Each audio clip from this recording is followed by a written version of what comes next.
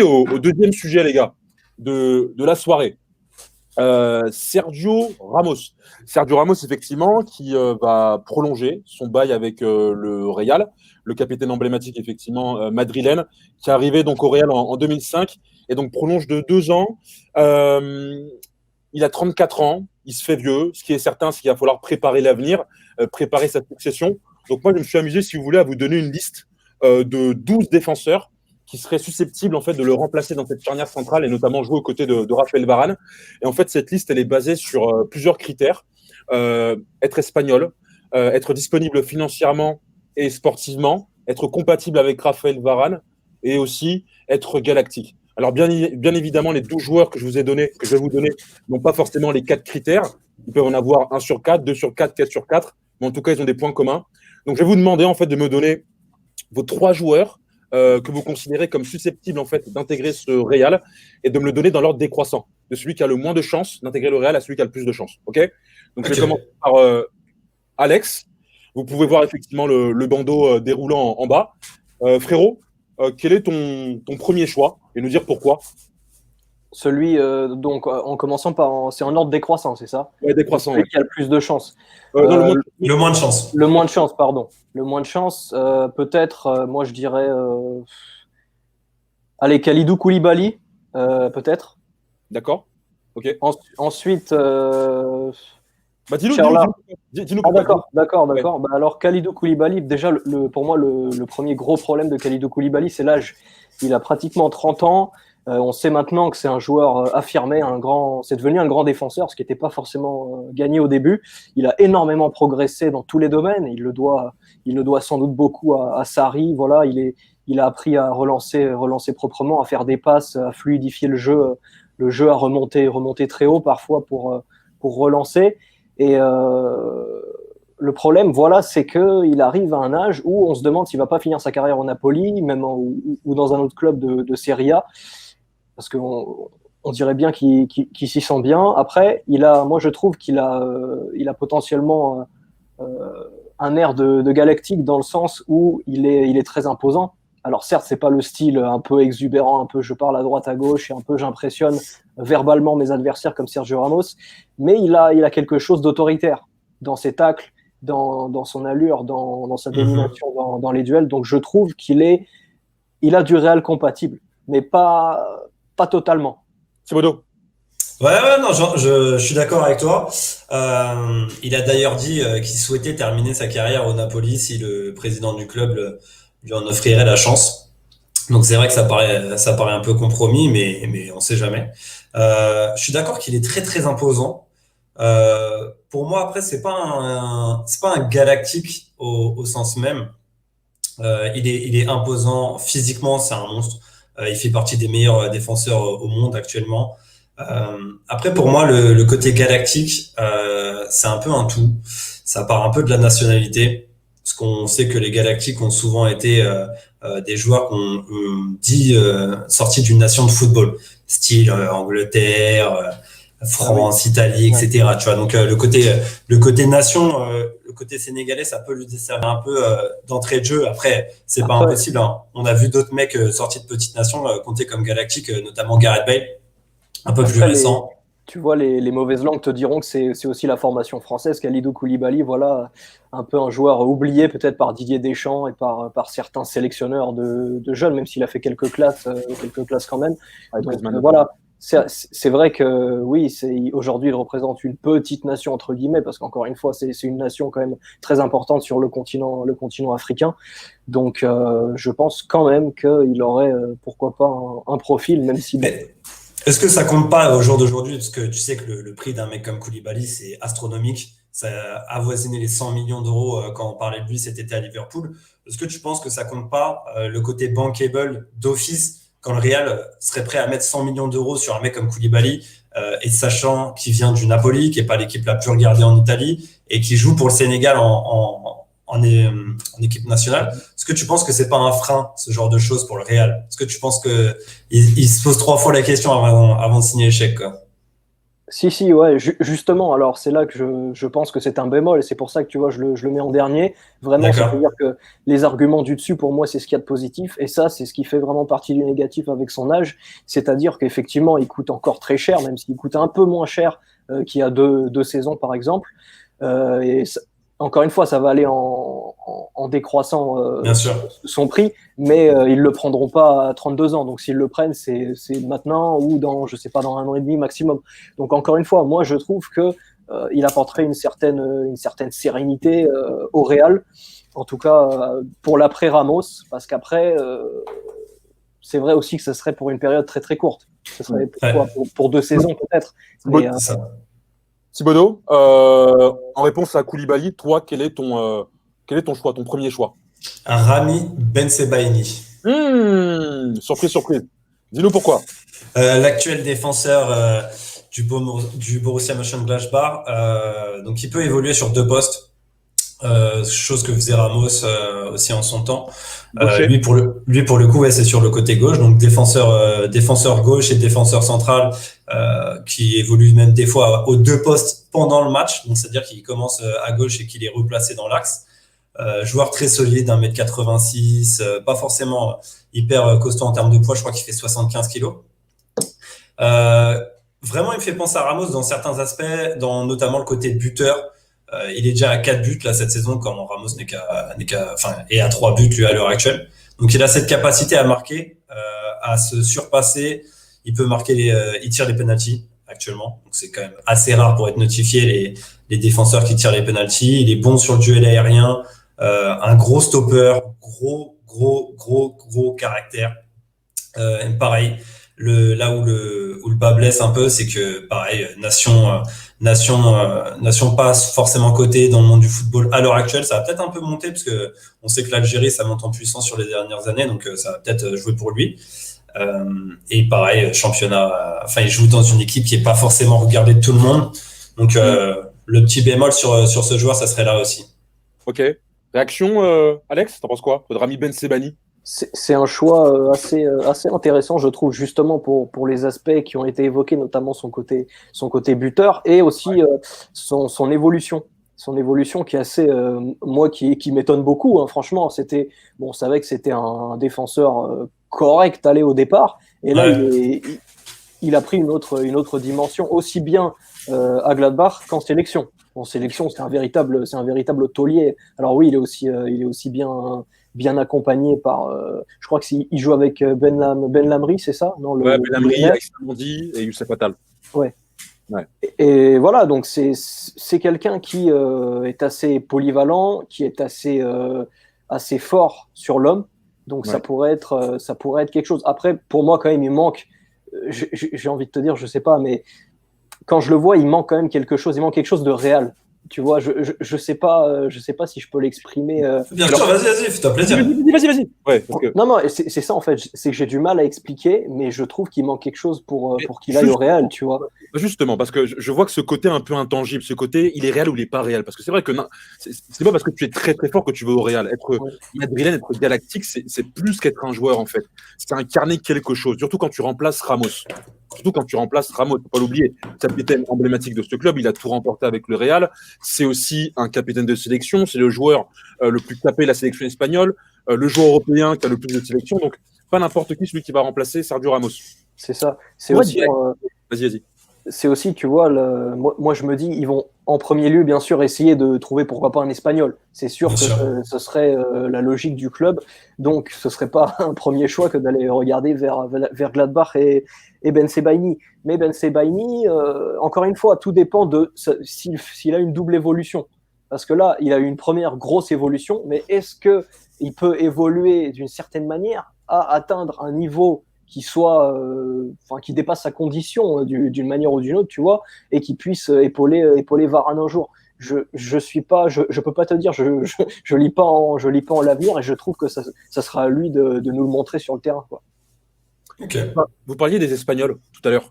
Il y a deux Espagnols qui sont dans la liste. Eric Garcia, défenseur de City, 19 ans, et Pau Torres, le jeune défenseur de Villarreal. Selon vous, est-ce que ces profils pourraient intéresser le Real? Est-ce que vous voyez en ces deux joueurs un potentiel successeur de Sergio Ramos? On en parle actuellement, on en parle notamment Pau Torres qui semble tenir la corde. Là, les dernières infos au niveau mercato qui arrivent, c'était que Dani Ceballos pourrait être envoyé à Villarreal et Pau Torres faire le chemin inverse. Donc, parce qu'en fait, le Real, le problème, on l'a pas encore évoqué, c'est que le Real, le prochain mercato, ça va surtout se pencher vers l'attaque, parce qu'on sait qu'il y a des gros noms à aller chercher, et quand tu t'appelles le Real Madrid, t'as pas envie de passer à côté de ça. Donc, tu sais que les opérations défensives qu'ils vont être amenés à faire, ils espèrent les faire à moindre coût. Donc là, pour le coup, les deux Espagnols, il y a une claire possibilité de le faire parce que Eric Garcia, c'est gratuit, il est en fin de contrat avec Manchester City, même s'il est Blaugrana, qu'il a été formé là-bas et qu'il a envie d'aller au FC Barcelone, je pense que clairement, ils vont quand même lui passer un coup de fil, ils vont pas le gêner. Et Pau Torres, il y a peut-être un échange à faire. Il est déjà aux côtés de Sergio Ramos en sélection actuellement, donc ouais, on voit des intérêts du Real Madrid pour ces deux joueurs-là actuellement, clairement. Alex, ton deuxième choix? Oui, mon deuxième choix, ce serait Matthijs de Ligt. Donc, dans l'ordre. Attends, c'est. Non, mais t'as raison. Ouais, celui qui a le moins de chance à celui qui a le plus de chance. Donc, c'est l'heure D'accord. de croître. D'accord, alors non, donc du coup de Ligt, ça serait le premier, logiquement. Donc je vais te donner plutôt celui qui est entre les deux. C'est le Turc Çağlar Söyüncü. D'accord. J'ai voulu donner un peu un profil différent, tu vois, parce que c'est un joueur vraiment qui est très, comme de Ligt là-dessus, qui est très précoce, qui a vraiment sauté beaucoup de classes. Que ça soit par exemple avec les jeunes, il a très peu joué en U21 avec l'équipe de Turquie, il est tout de suite passé, il était déjà sélectionné alors qu'il jouait en seconde division turque. Non, ça en dit beaucoup sur le bonhomme. Ouais. Ensuite, il a fait le saut à Freiburg en Allemagne. Et là, moi j'aurais tendance à dire, après je sais pas si les auditeurs seront de cet avis, mais que c'est une sorte de Mats Hummels, mais quand même largement plus rapide, mais en moins physique, moins armoire Louis XV. Tu vois, c'est quand même un joueur puissant, donc qui est quand même doté de. Quand même, hein. Ouais. Oui, c'est un beau bébé, ça je dis pas le contraire. Il me semble qu'il a il a plus d'1m85, donc c'est tout à fait, c'est la taille normale pour les défenseurs de haut niveau. Mais voilà, il a 24 ans, en fait, je trouve qu'il progresse à chaque saison. Le problème, c'est le physique. Le problème, c'est que j'ai l'impression qu'il se blesse de plus en plus. Ouais, là encore, il s'est blessé et il se blesse gravement. Donc, est-ce qu'il pourrait tenir un rythme effréné de jouer comme ça tous les 3 jours et des matchs en jeu, pas Zorya Lugansk tous les jeudis, quoi. Bon, j'ai rien contre Zorya Lugansk, hein, c'est un peu aussi ma zone de prédilection. Mais c'est vraiment pour dire que c'est un autre niveau qu'il y aura en Ligue des Champions. Ouais. Donc, qu'est-ce qui pourrait assumer ça? Encore une fois, le temps nous le dira. Mais je trouve un profil qui est très, très intéressant dans le sens où, comme Ramos, il est très, très viril dans ses interventions. Oui. J'aurais peut-être tendance à dire que c'est un peu suicidaire parfois. Mais ça reste à la fois très propre et il dégage une certaine assurance, élégance en fait. C'est une élégance du suicide. Ça peut être bizarre à entendre et c'est peut-être la seule fois où ces deux mots qui n'ont rien à voir seront accolés. Mais je m'en porte garant et je suis désolé pour les dépressifs de tout poil.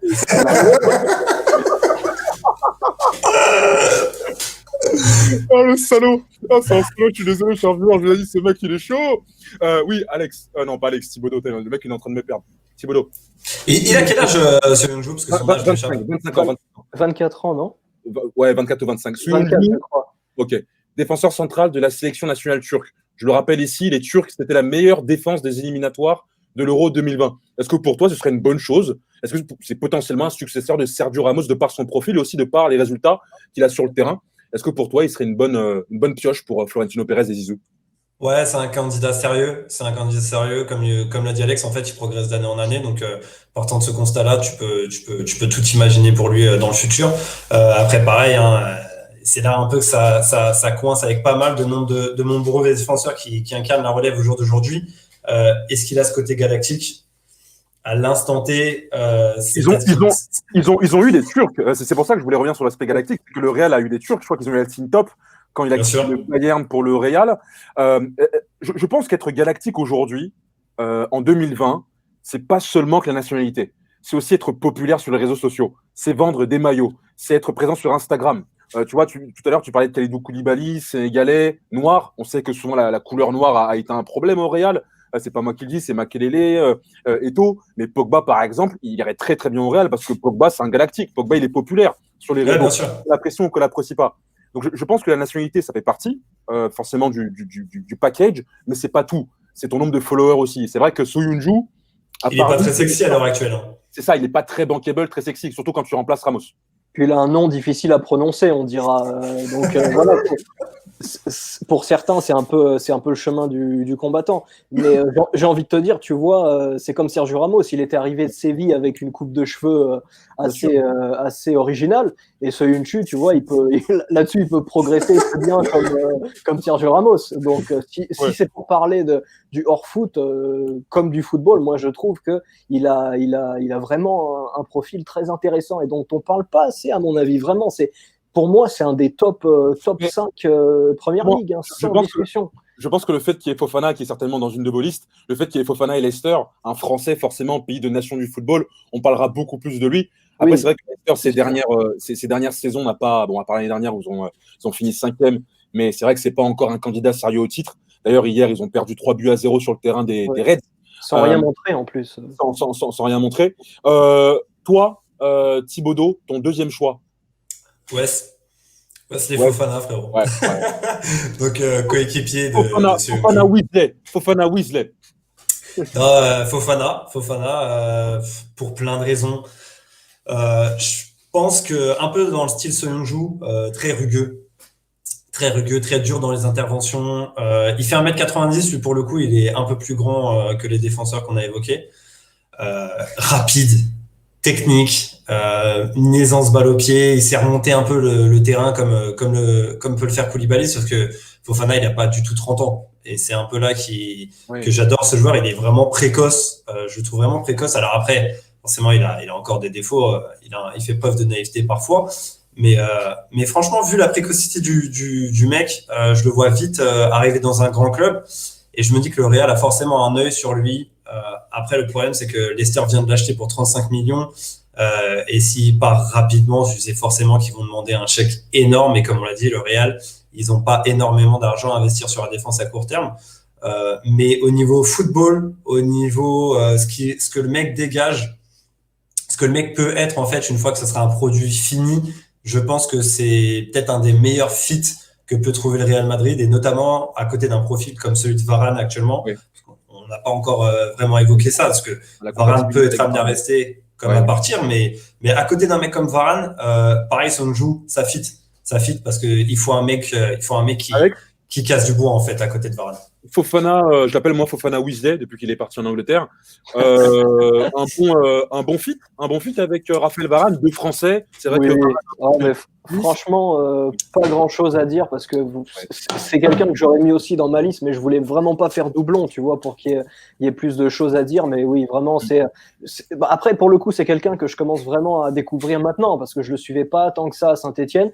Donc là, maintenant, vu que je regarde plus de Première Ligue que de Ligue 1, par exemple, c'est un peu plus facile pour moi, mais il est vraiment très impressionnant. C'est-à-dire, il débarque dans une équipe où à peu près les cartes sont quand même pas figées, mais on va dire il y a un plan de jeu, il y a des joueurs, on sait qui est titulaire, qui est remplaçant, vraiment, on le voit aussi en attaque. Il y a Nacho, il a son rôle, par exemple, et il en démord pas. Et en défense, c'était un peu pareil. Donc lui, il arrive, et voilà, par exemple, on sait quand Soyuncu va revenir de blessure, c'est pas Fofana qui va perdre sa place. Ah non, c'est peut-être Evans. Voilà, c'est clairement Evans qui sort quand même. Bon, c'est vrai qu'il a fait une plutôt bonne saison l'an dernier, mais c'était peut-être la saison après, on va dire que c'était une saison pour lui peut-être où il voulait tirer une sorte de revanche, montrer qu'il était encore là. Donc c'est vrai, peut-être que cette année c'est un peu plus compliqué, mais l'émergence de Fofana peut aussi l'aider lui à souffler, vu qu'il y a aussi des matchs tous les 3 jours. Leicester, moi je trouve que Leicester a un profil pour aller très loin en Europa League, minimum quart de finale. En tout cas, s'ils la jouent sérieux, ils ont l'air de la jouer sérieux avec une équipe A quasiment tous les jeudis. Donc vraiment, Fofana, c'est quelqu'un de très intéressant et très bankable. Très bankable, tu dis ? Bankable, pourquoi ? Très bankable. Non, mais dans le sens, en gros, c'est voilà, je trouve qu'il aurait une image qui collerait, voilà, qui serait très, on va dire très facilement suivable. C'est pas très français, mais très, voilà, il aurait un certain aura. Il accroche facilement, ouais. Il faut rappeler d'où il vient, hein. Marseille, quartier nord. Il a connu la galère. C'est un joueur, tu sens qu'il joue comme il a vécu. Il te marche sur la main, avantage, ça continue. Avantage, ça joue, il n'y a pas de sifflet. J'ai vu une action moi, qui m'avait marqué, c'était face à Arsenal. Il a un duel avec Bukayo Saka, il tamponne Bukayo Saka, mais vraiment, il lui fait mal. Et il s'excuse pas, tu vois, il va se replacer. Ouais. Tu sens que c'est vraiment dans son corps de jeune homme, il est très old school en fait, très ancien. C'est vrai que de le voir à côté d'un Varane qui est beaucoup plus lisse, de voir finalement dans ce côté de Fofana un côté un peu pépé, qu'on a connu aussi sur les mains, qui mettait des coudes et qui s'excusait pas. C'est vrai que ça peut beaucoup jouer. Il y a un joueur que vous n'avez pas cité et qui pourtant est libre, même si effectivement il coûte cher et qui est bankable, qui est galactique, qui a une expérience assez hors norme parmi tous les joueurs qu'on cite. C'est David Alaba, qui pour l'instant n'a pas re-signé avec le Bayern. Pourquoi ne pas l'avoir en fait cité, excusez-moi, ne pas l'avoir mis dans votre liste? Un peu vieux. À 28 ans? Ouais, parce que en fait là où aussi je m'attarde vachement sur le successeur de Ramos, parce que c'est pas juste trouver un défenseur central au Real Madrid, c'est aussi vraiment incarner la suite de Ramos. Ramos, il est resté hyper longtemps au Real Madrid. Il est resté 14 ou 13 saisons. Ouais. 15, il arrive en 2005. 15. Donc tu vois, c'est ce côté-là, David Alaba, si tu viens le mettre un peu comme un Koulibaly, et c'est notamment ce qui peut être chiant, c'est que tu sais que tu vas pas l'avoir pour toute sa carrière en fait, et tu vas pas en profiter sur le long terme. En plus de ça, David Alaba, c'est un profil un peu atypique en défense centrale, c'est-à-dire que c'est pas un gros gabarit, c'est un mec qui comble un peu avec sa vitesse, avec son sens de l'anticipation, qui était latéral gauche de base, qui évolue au poste offensif. Milieu offensif, milieu gauche, avec sa sélection autrichienne. Donc c'est vraiment un putain de couteau suisse, mais de là à en faire ton défenseur principal quand tu es le Real Madrid et que tu as pour vocation d'être le meilleur club du monde, je pense que c'est une fausse piste. Il est bien là où il est en Allemagne, ils savent comment l'utiliser, ils le mettent souvent avec un énorme mec, une énorme armoire Louis XV, pour reprendre les mots d'Alex, et ça lui convient bien. Il est bien en Bavière, je le vois pas partir. Alex, une réaction? Alors là, pour le coup, je bois tes paroles, parce que c'est exactement ce que je pense aussi. Vraiment, je pense que sa polyvalence est pour le coup un vilain défaut si le Real le voudrait éventuellement, parce que justement, pour moi, le Real doit aligner un pur défenseur aux côtés de Varane. C'est simple. Ouais. Alaba, on le voit, oui, certes, il se reprofile un peu partout, puis en sélection même, ça peut aller très très loin. Il a joué déjà ailier gauche, milieu offensif, je crois. Donc c'est et encore une fois, comme tu le dis, il n'est pas très grand. Il a quand même des défauts. Tu vois très bien que c'est pas un pur défenseur. On l'a vu avec le Bayern en Ligue des Champions. Moi, je l'ai pas trouvé très sûr, même pendant le Final 8. Ouais. Là où certains de ses coéquipiers vraiment marchaient sur l'eau, moi, je l'ai trouvé un peu plus en dedans. Donc, je trouve vraiment qu'il a pas rien à faire dans les petits papiers du Real, parce que encore une fois, ça reste un super joueur, mais c'est quelqu'un qui, pour moi, voit au moins une quinzaine de noms passer devant lui. Ok, très bien. Bon, bah écoutez, quel est votre premier choix? Quel est ton premier choix, Alex? Quel est le joueur, selon toi, qui a le plus de chances d'intégrer le Real et de jouer aux côtés de Raphaël Varane? Là, pour le coup, sans hésitation, moi, je te dirais Matthijs de Ligt. Pour plein de raisons, évidemment. Là aussi, la précocité, comme Wesley Fofana, 21 ans, est déjà si impressionnant. Et tellement de choses dans son CV. Il a éclaboussé l'Europe entière avec l'Ajax. Il marque des buts, justement. Tiens, comme Ramos, il est très caméléon. C'est-à-dire qu'il arrive à se calquer sur le jeu de son adversaire. Il a une capacité d'adaptation très impressionnante, je trouve. Ensuite, cette adaptation, on n'a pas trop vu l'année dernière. Il a eu beaucoup de mal quand même à s'intégrer. C'est vrai, surtout au début. Puis il a été en balance aussi à un moment avec Demiral qui lui passait devant un moment. Mais moi, je trouve, en tout cas, par exemple, tu vois que c'est l'incarnation du défenseur total. C'est cette philosophie de l'Ajax qui colle beaucoup au football espagnol, plus au Barça d'ailleurs, peut-être. Dire certains qui ont peut-être cru qu'il allait aller là-bas au moment de son départ, mais finalement ça a été la Juve. Donc moi je trouve qu'il a vraiment cette qualité, tu vois, de passe. Il peut varier les passes, à la fois courtes, longues. Enfin c'est quelqu'un qui est très très fort. à la fois. Là, je parle même pas de son côté menace aérienne, parce que ça vaut même plus la peine d'en parler. Donc, pour moi, il a toutes les qualités, et il a ce côté vraiment, je trouve, galactique, dans le sens où c'est un leader né, pour moi. En plus, il a la bonne nationalité, c'est vrai qu'il est hollandais. Ce qui est intéressant, c'est de voir que dans une logique de reconstruction, avec Ramos peut-être en guide, en formateur, ce qui est cool, c'est qu'un mec comme De Ligt, il joue déjà dans un grand club. Il est déjà un taulier en sélection. Il a déjà joué des grands matchs. Thibaudot, est-ce que pour toi, De Ligt est un candidat sérieux aujourd'hui pour devenir le successeur de Sergio Ramos au Real? Ouais, bien sûr, parce que ça paraît comme une évidence en fait pour tout ce que vient de dire Alex. Précocité, 21 ans, il est déjà vraiment dans le paysage des défenseurs centrales à l'heure actuelle, et tu sais qu'il va y rester pour un moment. Le seul petit problème que j'ai avec lui, c'est sa saison à la Juventus. Après, ça reste qu'une saison, c'est un changement de championnat. Il évolue pour la première fois en dehors de son pays natal. Il y a plein de choses qui peuvent excuser ça. Il a eu une forte concurrence parce que tu sais que tu arrives entre Cellini, Bonucci, Demiral, qui est un très très bon défenseur qu'on aurait pu citer aussi. Je pense que De Ligt, ce qui va me manquer, c'est un peu l'année de la confirmation. Je l'attends un peu cette saison, voir ce qu'il va donner. On sait que là, la Juventus, l'année dernière notamment, ça a été la plus mauvaise défense de la Juventus depuis quoi? Depuis 10 ans. Depuis 10 ans, donc il en fait partie, tu vois. Je pense qu'il en a été un des bons acteurs aussi. J'attends vraiment un peu de constance au fil des matchs. C'est vrai qu'il peut faire du bien. Enfin, il peut mettre un but dans le match et de faire une faute de main qui offre un penalty à l'adversaire. Il y a eu Edouard aux mains d'argent. Moi, je l'appelais Mathis aux mains maudites. Ouais. Donc, un peu de constance dans les matchs et faire une saison pleine. Après, il a toute la vie devant lui. Il est très très jeune, et c'est vrai que si tu le mets à côté d'un mec comme Ramos pour le former, en sachant qu'il sera passé à la Juve avec des mecs comme Cellini. Ouais. Il aura une formation XXL. Mais d'ailleurs, c'est un très grand fan de Raphaël Varane. Je crois que c'est son joueur préféré. D'accord. Mathis De Ligt. Toi, Thibaudot, rapidement, quel est ton joueur que tu vois qui a le plus de chances de jouer aux côtés de Raphaël Varane? Monsieur Jules Koundé. Monsieur Jules Koundé. Alors, le CV, ça va être simple. Il a joué une saison et demie à Bordeaux. L'année dernière, il a joué toute la saison avec Séville. Et vu comment ça part, au niveau précocité, lui aussi, il est quand même pas mal fourni. Il brûle les étapes vachement rapidement. À contrario d'un De Ligt, il n'est pas encore appelé en sélection. Mais tu sais que la sélection française au poste de défenseur central, c'est quelque chose d'assez sérieux. À l'heure actuelle, dans le paysage des défenseurs centrales, je pense qu'il n'y a aucune nation qui est devant la France en termes de défense centrale, et en termes de nombre, pas forcément en termes de qualité en charnière, mais en termes de nombre, il y en a vraiment beaucoup.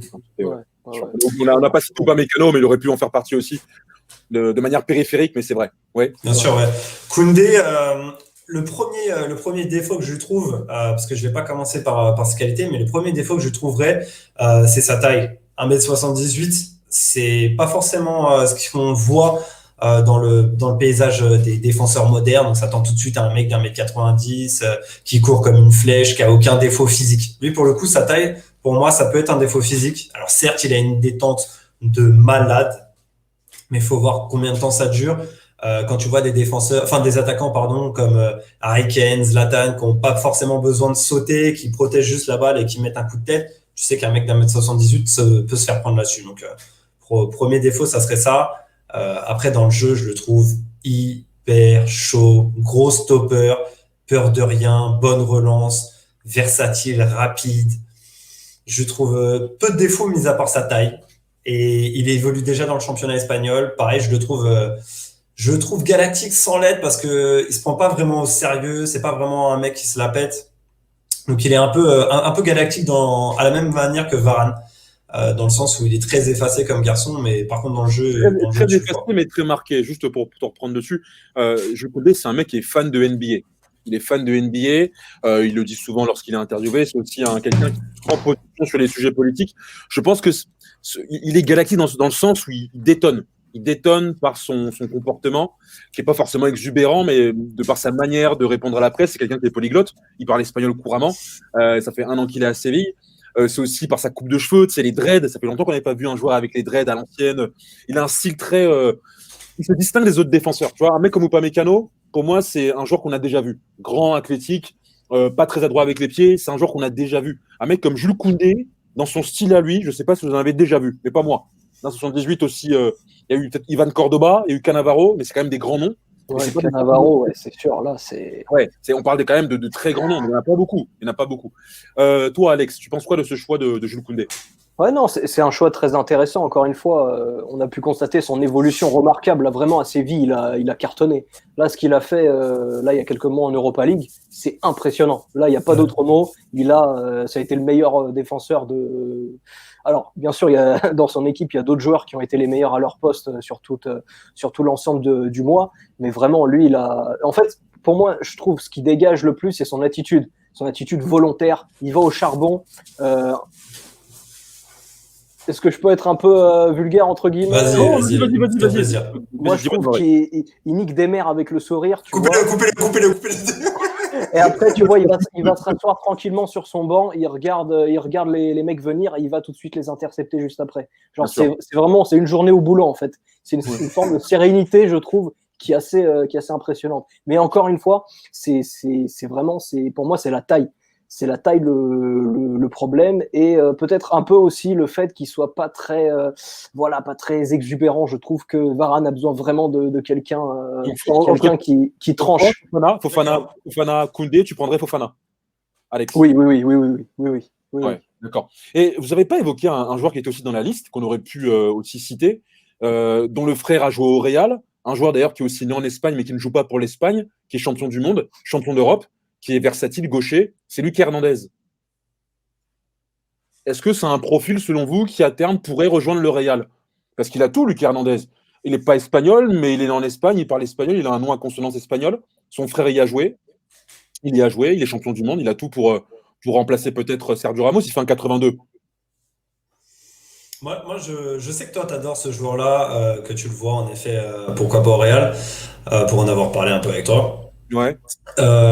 Moi, là où je suis dérangé, c'est un peu dans le style de David Alaba, c'est-à-dire que j'ai vraiment besoin d'un défenseur central attitré. Et rien que le fait de savoir qu'il peut évoluer au poste de latéral gauche, que personnellement, je l'aime plus au poste de latéral gauche que de défenseur central, j'ai besoin d'un mec qui a un rock, tu vois, c'est-à-dire un stopper. Varane, c'est un accompagnateur et il me faut un putain de stopper. Alors, Hernandez peut l'être. Je dois vous rappeler que Ramos a commencé latéral droit. Latéral droit.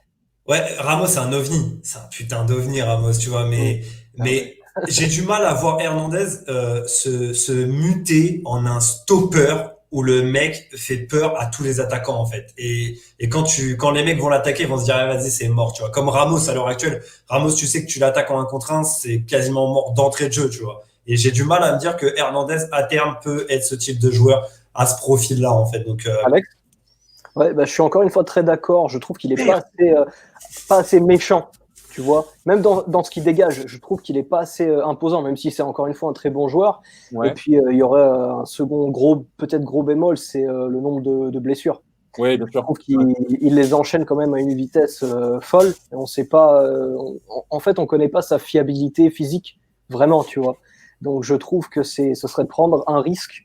Après, encore une fois, si tu l'as dans ton roster, non, parce que roster c'est en NBA, c'est plus basket, mais si tu l'as dans ton effectif, tu craches pas dessus.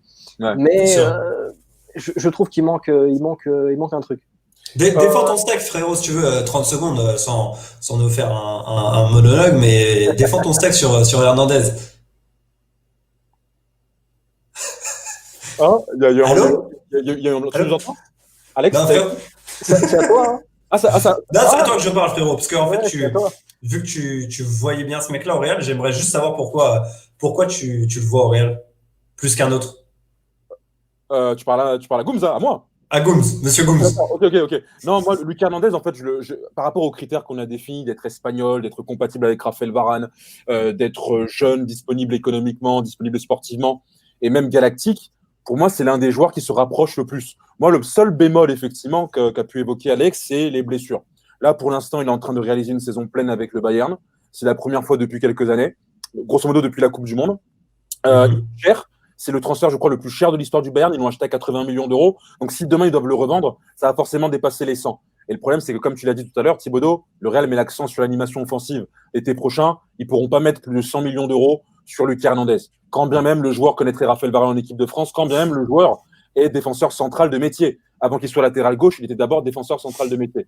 Et non, là, je ne rejoins pas Alex quand il dit qu'effectivement, il le trouve tendre. Au contraire, je trouve que Lucas Hernandez, c'est un mec qui n'est pas tendre. Tu vois, c'est un mec qui a une grinta et c'est pas pour rien que Deschamps le met titulaire indiscutablement à gauche, devant les Dignes, devant les Ferland Mendy, parce que c'est un mec qui joue avec énormément d'envie et qui n'a peur de rien. Moi, j'ai vu quelques matchs où il prenait Haaland en défense centrale, et là, je vous renvoie à un match de Supercoupe d'Allemagne il y a quelques mois où il a pris Haaland. Tu as 1,82 contre du 1,95, quasiment du 100 kilos, et il n'y avait rien. Ça joue, avantage. Donc, non, je pense que sur l'envie, pour moi, c'est pas le vrai problème. Le vrai problème aujourd'hui, c'est combien il va coûter. Et comme l'a dit Alex, les blessures. Quand tu joues au Real, il faut que tu sois fiable. Ramos l'a été. Donc voilà. Les gars, Alex, s'il y a un joueur, est-ce qu'il y a un joueur selon toi, là, un défenseur qu'on a oublié dans la liste, que j'ai oublié, que j'aurais dû mettre selon toi, qui a sa place dans ces 12 défenseurs? Comme tu le sais, moi j'en aurais rajouté 2 en plus. Oh non. Bien sûr, après je vais revenir que sur un seul parce que sinon on va faire des heures sup et en plus on n'est pas payé, donc c'est valo. Mais non, bon, déjà Demiral, mais Demiral je vais pas revenir dessus parce que ça fait beaucoup sinon. Mais je dirais Marash Kumbula, le défenseur albanais de la Roma. Là encore une fois pour plusieurs raisons, évidemment la précocité d'abord. Il a 20 ans, il a commencé à jouer. En fait, ça fait 2 saisons qu'il joue en pro finalement. Et il est déjà si impressionnant. Et il a un profil, certes, qui est très différent de Ramos, dans le sens où c'est pas quelqu'un, et encore une fois, il est très différent de Soyuncu, quoi. C'est ce que je disais tout à l'heure. Soyuncu, il va au sol, il tacle beaucoup, il est un peu suicidaire. C'est pas du tout le cas de Kumbula. Kumbula, c'est propre, c'est carré, c'est pas un mot plus haut que l'autre. Enfin voilà, c'est pas un pied plus haut que l'autre. Il a pratiquement aucun tacle glissé, je crois, sur sa première saison pleine à l'Hellas. Donc ça défend debout en fait. Donc c'est un profil très rare, je trouve, aujourd'hui, même si à la fois il a tout du défenseur moderne, quoi. Il est bon dans le jeu aérien. Voilà. Après, certes, peut-être qu'il faudrait qu'il prenne quelques kilos en plus. Mais peut-être que voilà, il faudrait qu'il paye le préparateur physique personnel de Goretzka. Mais en tout cas, voilà, il est tellement jeune et il a tellement je trouve, peu de failles, même par rapport à un De Ligt, tu vois, qui est beaucoup plus impressionnant, mais qui a plus de failles, je trouve, comme le disait Thibaudot, que Kumbula, qui est tellement carré, propre. Encore une fois, c'est le début. Il joue pas tous les matchs, c'est normal. Et pour moi, la Roma, c'est bien pour lui parce que c'est ni trop petit, ni trop grand. C'est-à-dire, c'est pas le Real, quoi. C'est un club intermédiaire. C'est ça. Ouais, tout à fait. Thibaudot, toi, est-ce qu'il y a un joueur, selon toi, qui avait sa place dans la liste et qui n'y est pas? On parle beaucoup de Ramos au Paris Saint-Germain pendant qu'on pensait que Ramos allait se barrer. Et c'est notamment un des deux du Paris Saint-Germain, plus Marquinhos que Kimpembe. Parce que je pense que si Ramos était venu à Paris, celui qui aurait pu faire le chemin inverse aurait été Kimpembe. Marquinhos. Il faut savoir, mon frérot, parce que nous, on est là, Marquinhos, j'adore le mec. Solide. Paris lui doit beaucoup. C'est un mec qui a pas forcément été tout le temps remercié à sa juste valeur. Il a porté le brassard, notamment dernièrement, plus sur la fin. Donc ça, c'est vraiment hyper positif. Gros joueur, nationalité clinquante brésilienne. Tu sais que tout le monde raffole des Brésiliens, que ça soit le Real, le Barça, tout le monde en veut des Brésiliens. Donc ça aurait fité. Gros combattant, je l'aurais bien vu à côté d'un Varane. Ça aurait fait un bon duo, je pense. C'est marrant parce que dans tous les défenseurs, et je vais finir par là, que vous avez cités, il n'y en a aucun jeune joueur d'un petit club, comme le fait d'ailleurs le Real. Souvent, ils sont allés chercher Varane à Lens pour rien du tout, pour des brouettes. 10 millions d'euros à l'époque de Mourinho. Je crois que Militao, c'est pareil. C'est pas un défenseur non plus qui a été sur lequel ils se sont endettés massivement. Moi, j'avais pensé à un profil. Je ne sais pas s'il vous parle. Je ne sais pas s'il parle aussi aux viewers, d'ailleurs, qui n'hésitent pas à nous le faire savoir sur le live. C'est Mohamed Simakan. Mohamed Simakan de Strasbourg. Simakan qui d'ailleurs intéressait fortement le Milan AC. C'est un profil assez similaire à celui de Sergio Ramos lorsqu'il est arrivé en fait au Real en 2005.